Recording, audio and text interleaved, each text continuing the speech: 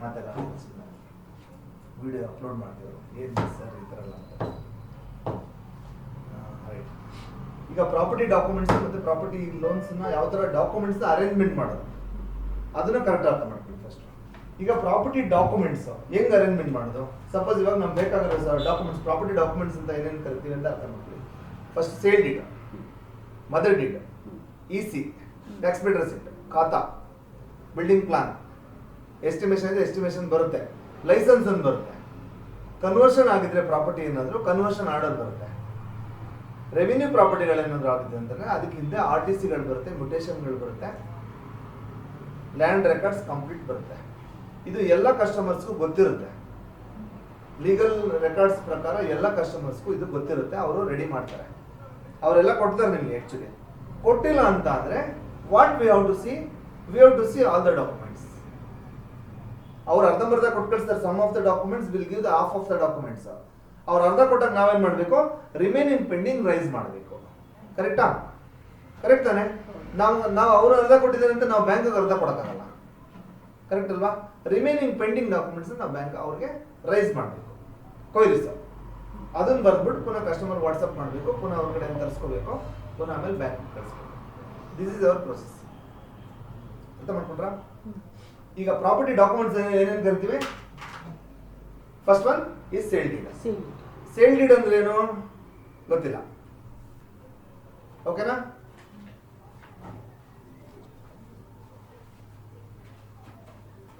Sale deed ಅಂತ ಅಂದ್ರೆ ಏನು? ಕ್ರಯಪತ್ರ, ಕನ್ನಡದಲ್ಲಿ ಕ್ರಯಪತ್ರ ಅಂದ್ರೆ. ಇವಾಗ ಒಂದು ಪ್ರಾಪರ್ಟಿ ಪರ್ಚೇಸ್ ಮಾಡಕ್ ಹೋಗ್ತೀರಾ ಅಂತ ಅನ್ಕೊಳ್ಳಿ. ಎಕ್ಸಾಂಪಲ್, ನೀವೊಂದು ಪತ್ರ ಮಾಡ್ಕೋತೀರಲ್ವಾ? ಪ್ರಾಪರ್ಟಿ ಇವ್ರ ಹತ್ರ ಇದೆ, ಕರೆಕ್ಟಾ? ಇವ್ರ ಹತ್ರ ಇಂದ ನೀವು ಬರ್ಸ್ಕೋಬೇಕು, ಕರೆಕ್ಟಾ? ಬರ್ಸ್ಕೋತೀರಾ? ಆ ಪತ್ರನ ಸೇಲ್ ಡೀಡ್ ಅಂತ ಕರಿತೀವಿ. ಅರ್ಥ ಆಯ್ತಾ? ಅದು ಸೇಲ್ ಡೀಡ್, ಕ್ರಯಪತ್ರ. ನೆಕ್ಸ್ಟ್, ಇವ್ರ ಹತ್ರ ನೀವು ಪ್ರಾಪರ್ಟಿ ಪರ್ಚೇಸ್ ಮಾಡ್ತೀರಾ ಅಂತ ಅನ್ಕೊಳ್ಳಿ. ಫಸ್ಟ್ ಅವ್ರ ಹೆಸರಲ್ಲಿ ಪ್ರಾಪರ್ಟಿ ಇರ್ಬೇಕಲ್ವಾ?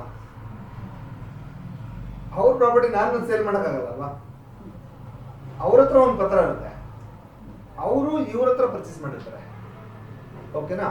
ನಿಮ್ದು ಸೇಲ್ ಡೀಡ್ ಆಗುತ್ತೆ, ಇವ್ರದ್ದು ಮದರ್ ಡೀಡ್ ಆಗುತ್ತೆ. ಇನ್ನು ಹಿಂದೆ ಎಷ್ಟು ಡಾಕ್ಯುಮೆಂಟ್ಸ್ಗಳಿರುತ್ತೆ ಅದೆಲ್ಲ ಮದರ್ ಡೀಡ್ಸ್ ಅಂತ ಕರಿತೀವಿ. ಈ ತರ 30 years ರೆಕಾರ್ಡ್ಸ್ ನಾವು ನೋಡ್ಬೇಕು.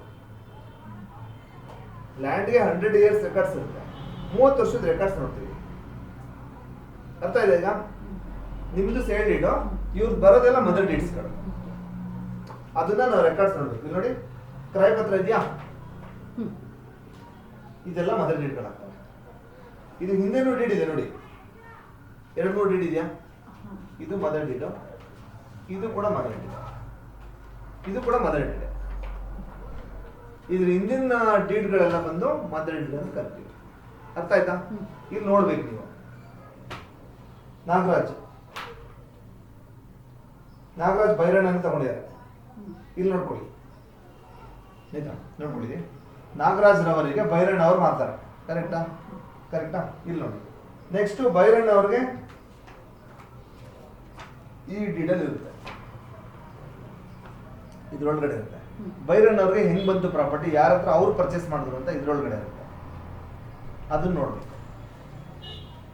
ಅರ್ಥ ಆಯ್ತಾ? ರೈಟ್. ಆ ಥರ ಹಿಂದಿನ ರೆಕಾರ್ಡ್ಸ್ಗಳನ್ನ ಸ್ಟಡಿ ಮಾಡ್ಕೊಂಡು ನಿಮಗೆ ಕರೆಕ್ಟಾಗಿ ಸಿಗುತ್ತೆ. ಬಟ್ ನಿಮ್ಗೆ ಒಂದೇ ಸಲ ಅರ್ಥ ಆಗಿಲ್ಲ ಅಂತಂದ್ರೆ ತಲೆಗೆಡಿಸ್ಕೊಬಿಡಿ. It takes time. ನಿಮ್ಗೆ ಒಂದು ಸ್ವಲ್ಪ ದಿನ ಟ್ರೈನಿಂಗ್ ಕೊಡ್ತಾ ಇದ್ರೆ ನಿಮ್ಗೂ ಅದು ಗೊತ್ತಾಗ್ತದೆ. ಅರ್ಥ ಆಯ್ತಾ? ಓಕೆ.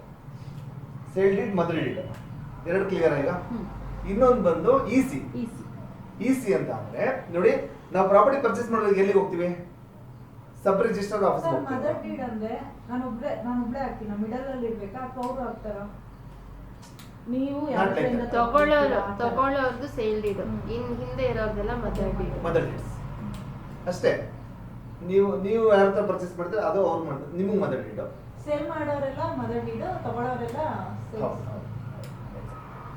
ಕರೆಕ್ಟ್. EC ಅಂದ್ರೆ ಏನು? ಇನ್ಕಮ್ ರನ್ ಸರ್ಟಿಫಿಕೇಟ್ ಅಂತ. EC income run certificate. ನಿಮ್ಗೆ ಇದು ಗೊತ್ತಿರಲಿ.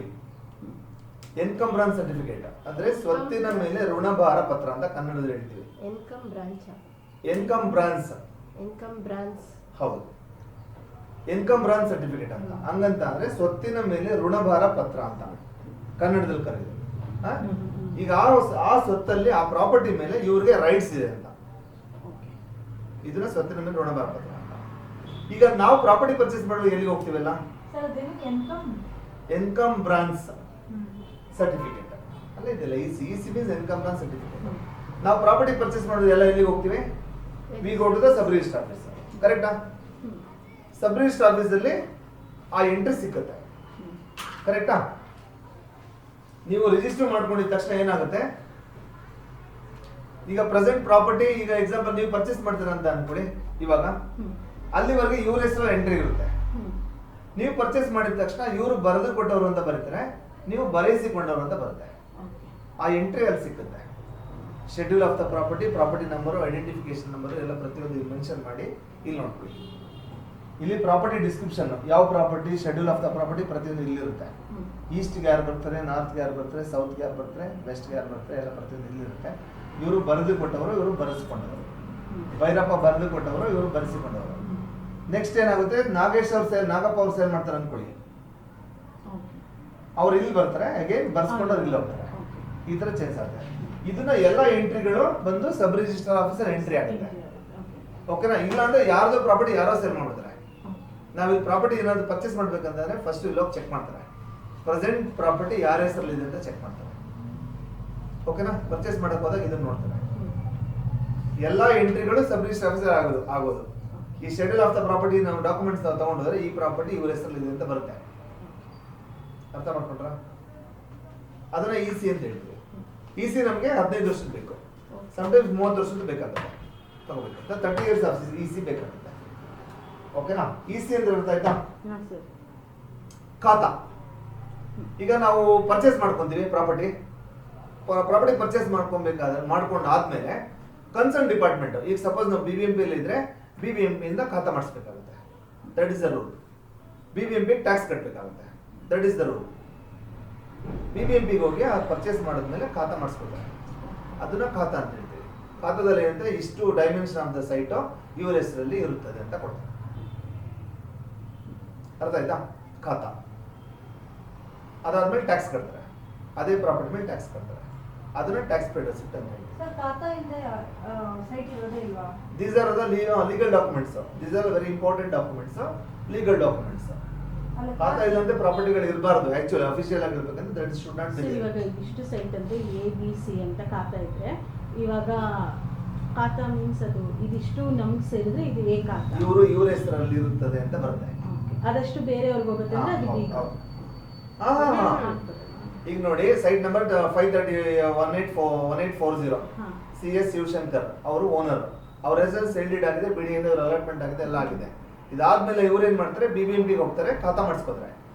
ಅಲ್ಲಿ ಇವ್ರಿಗೆ ಏನಾಗುತ್ತೆ, ಇವರು BBMP ಲಿಮಿಟೆಡ್ ಇರುತ್ತೆ, ಇವ್ರ ಹೆಸರಲ್ಲಿ ಈ ಪ್ರಾಪರ್ಟಿ ಇರುತ್ತದೆ, ಇಷ್ಟು ಡೈಮೆನ್ಷನ್, ಕಟ್ಟಡ ಇರುತ್ತೆ 1500 ಅಡಿ, ಸೈಡ್ ನಿವೇಶನದ ಇರುತ್ತೆ 1200 ಅಡಿ ಅಂತೆಲ್ಲ ಮೆನ್ಷನ್ ಮಾಡಿ ಕೊಡ್ತಾನೆ.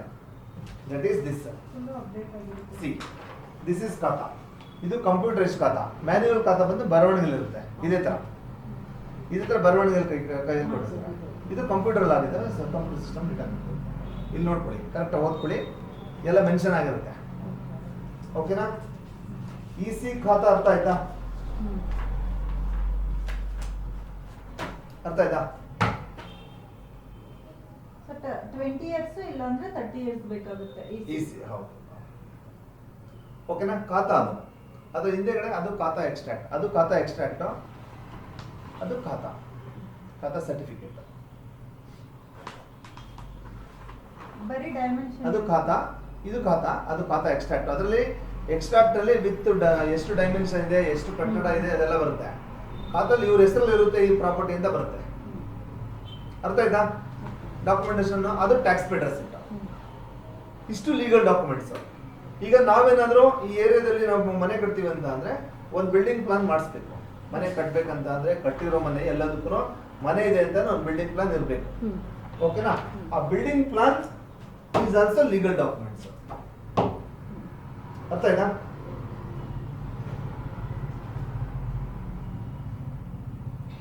ಇಷ್ಟು ಡಾಕ್ಯುಮೆಂಟ್ಸ್ ಆ ಕೊಟ್ಟಿರುವಂತ ಲಿಸ್ಟ್ ಅಲ್ಲಿ ಇದೆಯಾ ಚೆಕ್ ಮಾಡ್ಕೋಬೇಕು. ಆ ಡಾಕ್ಯುಮೆಂಟ್ಸ್ ಕೊಟ್ಟಿರೋದಲ್ಲಿ ನೋಡಿ, ಇವಾಗ ನಾನು ನೋಡ್ತೀನಿ. ಇವಾಗ ನಮ್ಗೆ ಏನೇನು ಬೇಕು? ಎಕ್ಸಾಂಪಲ್ಗೆ ಸೇಲ್ ಡೀಡ್ ಇರಿ, ಸೇಲ್ ಡೀಡ್ ಇದೆ ನೋಡ್ಕೊಳ್ಳಿ. ಈಗ ನಾನು ಇಷ್ಟು ಡಾಕ್ಯುಮೆಂಟ್ಸ್ ಬಂತು, ನಾನು ಹೆಂಗೆ ಡಿವೈಡ್ ಮಾಡ್ಕೋತೀನಿ? ಚೆಕ್ ಅಂತ ನೋಡಿ, ಇಷ್ಟು ಡಾಕ್ಯುಮೆಂಟ್ ನಾನು ಕೊಟ್ಟಿದ್ದಾನೆ. ಈಗ ಏನೇನು ಡಾಕ್ಯುಮೆಂಟ್ಸ್ ಇದೆ? ಫಸ್ಟ್ ನಾನು ಹಿಂಗೆ ನೋಡ್ತೀನಿ ಚೆಕ್ ಅಂತ. ಸೇಲ್ ಡೀಡ್ ಇದೆ, ಮದರ್ ಡೀಡ್ ಕೊಟ್ಟಿದ್ದಾನೆ, ಮಿಡಲ್ ಒಂದು GPA ಬರುತ್ತೆ ಅದು ಕೊಟ್ಟಿದ್ದಾನೆ. Sale deed, mother deed clear ಆಯ್ತಾ? EC ಬಂದಿದೆ ಕ್ಲಿಯರ್. EC ನಲ್ಲಿ ಎಷ್ಟಿದೆ, ಎಷ್ಟು ವರ್ಷ ಕೊಟ್ಟಿದೆ ನೋಡ್ಬೇಕು. 2004 ಇಂದ 2021 ವರೆಗೂ ಇಲ್ಲಿದೆ. ಓಕೆನಾ? ಇನ್ನು ಅಪ್ಡೇಟೆಡ್ ಬೇಕಾಗುತ್ತೆ, ಬೇಕಾದ್ರೆ ಬರಿಬಹುದು, ಪೆಂಡಿಂಗ್ ರೈಸ್ ಮಾಡಬಹುದು. ಇಲ್ಲಿ ನಾವು ಡೇಟ್ ಸಮೇತ ಇರುತ್ತೆ.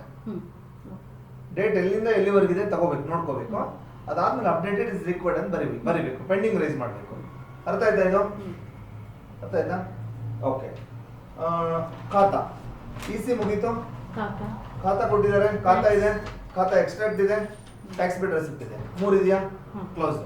ಈಗ ಬೇಕಾಗಿರೋದೇನು? ಬಿಲ್ಡಿಂಗ್ ಪ್ಲಾನ್ ಕೇಳಬೇಕು, ಅದು ಪೆಂಡಿಂಗ್ ಅಂತ ಬರ್ಕೊಡಿ. ಈಗ ಇಷ್ಟು ಡಾಕ್ಯುಮೆಂಟ್ಸ್ ಅಲ್ಲಿ ಪೆಂಡಿಂಗ್ ಇರೋದೇನು? ಬಿಲ್ಡಿಂಗ್ ಪ್ಲಾನ್ ಅಂಡ್ ಲೈಸೆನ್ಸ್ ಮತ್ತೆ EC ಪೆಂಡಿಂಗ್ ಇದೆ. ಇಷ್ಟು ಡಾಕ್ಯುಮೆಂಟ್ ಅಲ್ಲಿ EC ಬಂದಿದೆಯಲ್ಲ, ಅಪ್ಡೇಟೆಡ್ ಬೇಕಲ್ಲ. EC ಕೊಟ್ಟಿದ್ದಾರೆ, we need till date. Income documents ಕೊಡ್ಬೇಕು ತಾನೆ. ಫಸ್ಟ್ ಲೀಗಲ್ ಕಂಪ್ಲೀಟ್ ಮಾಡೋಣ, ಆಮೇಲೆ ಇನ್ಕಮ್ ಹೇಳ್ತೀನಿ. Legal is clear, building plan pending ಇದೆ, EC ಪೆಂಡಿಂಗ್ ಇದೆ, ಲೈಸೆನ್ಸ್ ಪೆಂಡಿಂಗ್ ಇದೆ, 3 ಪೆಂಡಿಂಗ್ ಇದೆ. ಪೆಂಡಿಂಗ್ ರೈಸ್ ಮಾಡ್ಕೊಳ್ಳಿ. ಎಲ್ಲಿ ಬರೀತೀರಾ? Have a sheet for this. Sheet ಹಾಕಿ, ಒಂದು ಮೇಲ್ಗಡೆ ಹಾಕಿ ಅವ್ನ ನೇಮ್ ಬರೀರಿ. ಯಾರ ಹೆಸರಿದು? ಪದ್ಮನಾಭ ನಗರ್. ನೇಮ್ ಬಂದು ನಾಗರಾಜ್. ನಾಗರಾಜ್ಗೆ ಲೀಗಲ್ ಪೆಂಡಿಂಗ್ಸ್ 3 ಬಂದ್ಬಿಡಿ. ಎಕ್ಸಾಂಪಲ್ ಹೇಳಿದ 3 ಬಂದ್ಬಿಡಿ.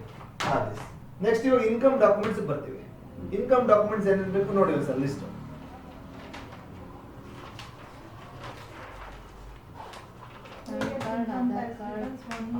ಈಗ ಇನ್ಕಮ್ ಡಾಕ್ಯುಮೆಂಟ್ಸ್ ಬೇಕಾಗಿರೋದೇನು? Actually 3 years income tax returns ಬೇಕು. ಕೆಲವರಿಗೆ ಇನ್ಕಮ್ ಟ್ಯಾಕ್ಸ್ ರಿಟರ್ನ್ಸ್ ಬರಲ್ಲ. ಬರದೇ ಇರುವಂತವ್ರಿಗೆ ನಾವು ಬೇರೆ ಪ್ರೋಗ್ರಾಮ್ ಅಲ್ಲಿ ಮಾಡ್ತೀವಿ, ಗೊತ್ತಿದೆಲ್ಲ. IT ಇಲ್ಲಿ ಇದ್ರೆ ನಾವು ಬೇರೆ ಪ್ರೋಗ್ರಾಮ್ ಹಾಕ್ತೀವಿ. ಲಿಕ್ವಿಡ್ ಇನ್ಕಮ್ ಪ್ರೋಗ್ರಾಮ್ ಇದೆ, ಬ್ಯಾಂಕಿಂಗ್ ಸರ್ವಿಸ್ ಇದೆ, ರಿಪೇಮೆಂಟ್ ಸರ್ವಿಸ್ ಇದೆ. IT ಇದ್ರೆ ಕಲೆಕ್ಟ್ ಮಾಡಬೇಕು, ಕಲೆಕ್ಟ್ ಮಾಡಿದ್ರೆ ಒಳ್ಳೇದು. IT ಇಲ್ಲ ಅಂತ ಅಂದ್ರೆ 1 year IT is enough. 1 year bank statement is enough. IT ಇಲ್ಲ ಅಂದ್ರೆ ಓಕೆನಾ? ಈಗ IT ಇಲ್ಲದ್ರೆ ನಾವೇನು ಮಾಡೋಕ್ಕಾಗಲ್ಲ. We have to collect other documents. 1 year bank statement is mandatory, ಅದನ್ನ ಕಲೆಕ್ಟ್ ಮಾಡಬೇಕು. 3 years ಬಿಸ್ನೆಸ್ ಕಂಟಿನ್ಯೂಟಿ ಲೈಸೆನ್ಸ್ ಇದ್ರೆ ಅದನ್ನ ಕಲೆಕ್ಟ್ ಮಾಡ್ಕೋಬೇಕು. ಬ್ಯಾಂಕ್ ಟರ್ನ್ಓವರ್ ಚೆನ್ನಾಗಿದ್ರೆ ಇದು ಲೈಸೆನ್ಸ್ ಇಂಪಾರ್ಟೆಂಟ್. ನೋ, ನಾವು ಸಮ್ ಆಫ್ ದ ಡಿವಿಷನ್ಸ್ ಅಲ್ಲಿ ಎಲ್ಲ ಕೇಸ್ ಮಾಡ್ತೀವಿ. IT ಇಲ್ಲ ಇದ್ರೂ ಮಾಡ್ತೀವಿ, GST ಇಲ್ಲ ಅಂದ್ರೂ ಮಾಡ್ತೀವಿ, IT ನೂ ಇಲ್ಲ, GST ನೂ ಇಲ್ಲ ಅಂದ್ರೂ ಮಾಡ್ತೀವಿ. ಅದೇ ಬರೀ ಬ್ಯಾಂಕ್ ಸ್ಟೇಟ್ಮೆಂಟ್ ಇದ್ರು ಮಾಡ್ತೀರಾ? ಪ್ರಾಪರ್ಟಿ ಲೋನ್ ಮಾತ್ರ. ಬಿಸ್ನೆಸ್ ಲೋನ್ ಆಗಲ್ವಾ? ಬಿಸ್ನೆಸ್ ಲೋನ್ಗೂ ಪ್ರೋಗ್ರಾಮ್ ಇದೆ, ಮಾಡ್ಬೋದು. ಮಾಡ್ತೀವಿ. ಅದನ್ನ ಬಿಸ್ನೆಸ್ ಲೋನ್ ಓನ್ ಹೌಸ್ ಇರಬೇಕು. ಓನ್ ಹೌಸ್ ಇರಬೇಕಾ? ಹೌದು, ಓನ್ ಪ್ರಾಪರ್ಟಿ ಇರಬೇಕು anywhere in India. Bank state turn over ನೋಡಿದ್ರೆ ಪ್ರಾಪರ್ಟಿ ಇರಬೇಕಾ? ಎಲ್ಲದಕ್ಕೂ ಬಿಸ್ನೆಸ್ ಲೋನ್ ಓನ್ ಹೌಸ್ ಬೇಕು. Any business loan own house mandatory. ಈಗ ಬಿಸ್ನೆಸ್ ಲೋನ್ಗೆಲ್ಲ ಓನ್ ಹೌಸ್ ಎಲ್ಲಿರುತ್ತೆ? ಬೇಕು. ಈಗ ಶಾಪ್ ನಲ್ಲಿ ತಗೊಂತಾರೆ business. Own house not only in Bangalore, anywhere in place. ಅವ್ರ ನೇಟಿವ್ ಅಲ್ಲಾದ್ರೆ ಓನ್ ಹೌಸ್ ಇರುತ್ತೆ. ಅವ್ರ ಹೆಸರಲ್ಲಿ ಇಲ್ಲ, ಅವ್ರ ತಂದೆ ತಾಯಿ ಹೆಸರಲ್ಲಿ, ಅವ್ರ ವೈಫ್ ಹೆಸರಲ್ಲಿ, ಯಾರ ಹೆಸರಾದ್ರೂ ಇರುತ್ತೆ. ಸರ್, ಇವಾಗ ಏನಿಲ್ಲ ಅಂದ್ರೂ ಪರವಾಗಿಲ್ಲ, ಬಿಸ್ನೆಸ್ ಲೋನ್ ಕೊಡಿ ಅಂತ ಹೇಳಿದ್ದೀರಾ, ಬ್ಯಾಂಕ್ ಸ್ಟೇಟ್ಮೆಂಟ್ ನೋಡ್ಬಿಟ್ಟಲ್ವಾ? Own house is mandatory. ಅದೊಂದು ಮರ್ತಿದ್ರೆ ನೀವು ಅಪ್ಡೇಟ್ ಮಾಡ್ಕೊಂಡು. ಹೌದು, ನೀವು ವಿಡಿಯೋಲಿ ಹೇಳಿದ್ದೀರಾ ಓನ್ ಹೌಸ್ ಮ್ಯಾಂಡೇಟರಿ ಅಂತ, ಬಟ್ ಆಮೇಲೆ ನೀವು ಹೇಳಿರಲಿಲ್ಲ. ಮೋಸ್ಟ್ಲಿ ಇವಾಗ ಏನೋ ಚೇಂಜ್ ಆಗಿದೆ. ಪಾಲಿಸಿ ಚೇಂಜ್ ಆಗ್ತಾ ಇರುತ್ತೆ, ಅವಾಗ ಚೇಂಜ್ ಆಗ್ತಾ ಇರುತ್ತೆ. ಪಾಲಿಸಿ ಚೇಂಜ್ ಆಗ್ತಾ ಇರುತ್ತೆ. ಸರ್, ಇವಾಗ ಬಿಸ್ನೆಸ್ ಲೋನ್ ಅಲ್ಲಿ ಅವ್ರು ಏನು ಬಿಸ್ನೆಸ್ ಇಟ್ಟಿದ್ದಾರೆ ಇದನ್ನ ಕಂಪ್ಲೀಟ್ ಮಾಡೋಣ, ಇದನ್ನ ಮುಗಿಸಿ. ನೋ ಬಿಸ್ನೆಸ್ ಅಲ್ಲ ಸರ್, ಜಸ್ಟ್ ಇವಾಗ ಹೇಳಿದ್ರಲ್ಲ. ನಾವು ಡೋಂಟ್ ನೀಡ್ ಅದು, ಅದನ್ನ ಮಾತಾಡ್ಬಿಡಿ. ವಿಡಿಯೋ ಬೇರೆ ಮಾಡ್ತಾ ಇದ್ದೀನಿ, ಕಂಪ್ಲೀಟ್ ಮಾಡ್ಬೋದು ನೀಟಾಗಿ. ಅರ್ಥ ಆಯ್ತಾ? ಈಗ ಇನ್ಕಮ್ ಡಾಕ್ಯುಮೆಂಟ್ಸ್ ಬನ್ನಿ. ಓಕೆನಾ? ಇನ್ಕಮ್ ಡಾಕ್ಯುಮೆಂಟ್ಸ್ ಅಲ್ಲಿ ಏನೇನು ಬೇಕಿದೆ? 3 years 3 years 1 year for self employed. ಇವಾಗ ಸೆಲ್ಫ್ ಎಂಪ್ಲಾಯ್ಡ್ ಏನಾಗುತ್ತೆ? ಈಗ ನಾರ್ಮಲ್ ಆಗಿ ಬೇಕಾಗಿರೋದು 3 years IT, 1 year bank statement, company registration copy, company registration copy, loans ಏನಾದರೂ ಇದ್ರೆ loan statement plus loan sanction letters. Loans ಇದ್ರೆ ರೆಂಟಲ್ ಅಗ್ರಿಮೆಂಟ್ಸ್ ಇತ್ತಂದ್ರೆ ರೆಂಟಲ್ ಅಗ್ರಿಮೆಂಟ್ಸ್, ಎಲ್ಲ ರೆಂಟಲ್ ಅಗ್ರಿಮೆಂಟ್ಸ್ ಬೇಕಾಗುತ್ತೆ. ಮತ್ತೆ ID proof, address proof, signature proof, age proof ಎಲ್ಲ ನಿಮ್ಗೆ already ಲಿಸ್ಟಲ್ಲಿ ಕೊಟ್ಟಿದ್ದೀನಿ. ಇಷ್ಟು ಡಾಕ್ಯುಮೆಂಟ್ಸ್ ಬಂದಿದ್ಯಾ ಫಸ್ಟ್ ನೋಡ್ಕೊಳ್ಳಿ. ಬಂದಿದ್ರೆ good, no problem, that is clear. ಬಂದಿಲ್ಲ ಅಂದ್ರೆ ಪೆಂಡಿಂಗ್ ರೈಸ್ ಮಾಡಿ ಕಸ್ಟಮರ್ ಕಳಿಸಿ, ಮುಗೀತು. ಅರ್ಥ ಆಯ್ತಾ? ನೀವು ಅದನ್ನು ನೋಡ್ಬೇಕಂದ್ರೆ ಚಕ ಚಕ ಅಂತ ನೋಡಿ, ಫಾಸ್ಟ್ ಆಗಿ ನೋಡ್ಕೊಳ್ಳಿ, ನಿಮ್ಗೆ ಅರ್ಥ ಆಗುತ್ತೆ. ಅರ್ಥ ಆಯ್ತಾ? ಇದು ಫಾರ್ ಸೆಲ್ಫ್ ಎಂಪ್ಲಾಯ್ಡ್. ಸಪೋಸ್ ಕೆಲವರು ಏನ್ ಮಾಡ್ತಾರೆ, ಬ್ಯಾಂಕ್ ಅವ್ರ ಹತ್ರ IT ರಿಟರ್ನ್ಸ್ ಇರಲ್ಲ. IT ರಿಟರ್ನ್ಸ್ ಬಿಟ್ಟು ಮಿಕ್ಕಿ ಡಾಕ್ಯುಮೆಂಟ್ಸ್ ಕಲೆಕ್ಟ್ ಮಾಡ್ಕೊಳ್ಳಿ, ಕ್ಲೋಸ್. IT ರಿಟರ್ನ್ಸ್ ಬಿಡಿ, 1 year bank statement, KYC documents is mandatory. Loans ಇದ್ರೆ ಲೋನ್ ಸ್ಟೇಟ್ಮೆಂಟ್ಗಳು, ರೆಂಟಲ್ ಇನ್ಕಮ್ ಇದ್ರೆ ರೆಂಟಲ್ ಅಗ್ರಿಮೆಂಟ್ಸ್ಗಳು. ಪ್ರಾಪರ್ಟಿಲಿ ಸೆಲ್ಫ್ ಎಂಪ್ಲಾಯ್ಡ್ಗೂ IT ರಿಟರ್ನ್ಸ್ ಇರುತ್ತಾ? ಸಮ್ ಆಫ್ ದ ಕೇಸಸ್ ಬರಲ್ಲ, IT ರಿಟರ್ನ್ಸ್ ಎಲ್ಲರಿಗೂ ಇರಲ್ಲ, ಸಮ್ ಆಫ್ ದ ಕೇಸಸ್ ಇರಲ್ಲ. ಓಕೆನಾ? ಇಷ್ಟು. ಈಗ ಸಪೋಸ್ ಅದೇ ತರ ಸ್ಯಾಲರಿಡ್ ಬರ್ತೀರಾ, ಸ್ಯಾಲರಿಡ್ ಬಂದಾಗ ಏನಾಗುತ್ತೆ, ಅವ್ರಿಗೆ 3 month pay, as per the list ಪ್ರಕಾರ ಏನಿದೆ, 3 month pay slip, 6 months bank statement, 2 years form 16 and company ID card, company appointment letter, previous company relieving letters, signature, age proof, ID proof, address proof, signature proof, age proof, ಇಷ್ಟು ಇರಬೇಕು. ಇಷ್ಟು ಬಂದಿದೆ ಅಂತ ಅಂದ್ರೆ that is clear. Photos ಬಂದಿಲ್ಲ, ಯಾವ್ದು pending ಇದೆ ಅಂದ್ರೆ ಪೆಂಡಿಂಗ್ ರೈಸ್ ಅಷ್ಟೇ. ಪೆಂಡಿಂಗ್ ಬರ್ದ್ಬಿಟ್ಟು ಕಸ್ಟಮರ್ ಕಳಿಸೋದು, ಕ್ಲೋಸ್. Documents arrangements. ಅರ್ಥ ಆಯ್ತಾ? ಅರ್ಥ ಆಯ್ತಾ? ಅರ್ಥ ಆಗಲಿಲ್ಲ? ನಿಮ್ಗೆ ಅರ್ಥ ಆಗುತ್ತಾ? ಫಸ್ಟ್ ನಿಮ್ಗೆ ಅರ್ಥ ಆಯ್ತಾ? ಆಯ್ತು ಸರ್. ನಿಮ್ಗೆ ಅರ್ಥ ಆಯ್ತಾ?